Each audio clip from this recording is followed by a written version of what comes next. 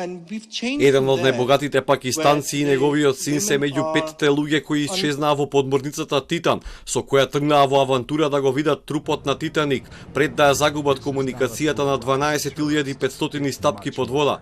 Нивните семејства очајно исчекуваат било какви вести за нив и се надеваат дека ќе бидат пронајдени пред да им снема кислород. Се претпоставува дека исчезнатата туристичка подморница за последен пат била контактирана додека се наоѓала веднаш над незиното конечно одредиште.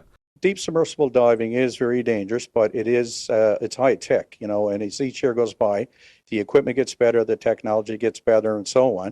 So I'm very hopeful and very positive. I was in the sub for 12 hours.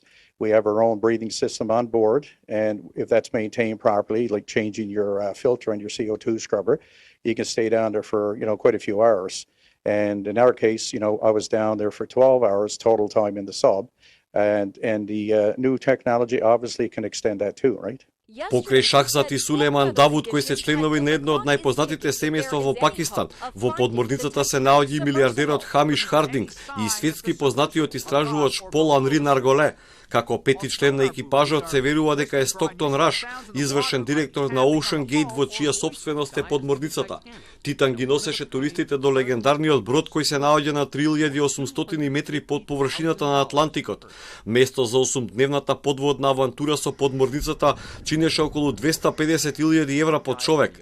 Титан на пат тргна во неделата наутро околу 4 часот, но загуби контакт со матичниот брод Polar Prince по 1 час и 45 минути, откако 2 часа се спушташе во Атлантскиот океан. Спасувачките екипи од Соединетите Американски држави и од Канада се во очајничка трка со времето. Се верува дека Титан има кислород да издржи под вода до четврток напладне по британско време.